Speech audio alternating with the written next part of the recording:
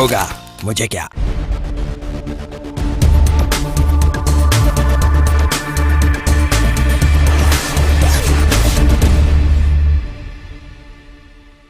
یہاں پر خبر شامل کرتے ہیں جہلم سے، جہاں پر جہلم سے محمد سلیمان قادری کی رپورٹ کے مطابق جہلم کی بڑی سماجی فلاحی شخصیت محمد الیاس ڈار سی ای او زین ٹریڈرز اینڈ ریئل اسٹیٹ نے آواز نیوز کے نمائندہ سے گفتگو کرتے ہوئے کہا،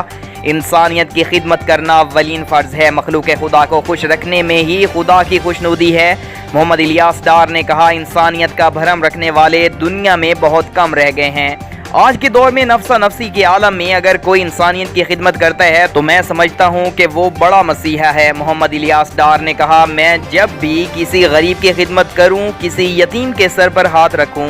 کسی بیوہ کی مدد کروں یا پھر کسی بھوکے کو کھانا کھلاؤں تو اس وقت مجھے سکون کی نیند بھی آتی ہے اور میرا دل خوشی سے پھولا نہیں سماتا، اور میں خدا کا شکر ادا کرتا ہوں کہ مالک تو نے مجھے اتنا موقع عطا فرمایا کہ میں تیری مخلوق کی خدمت کر رہا ہوں۔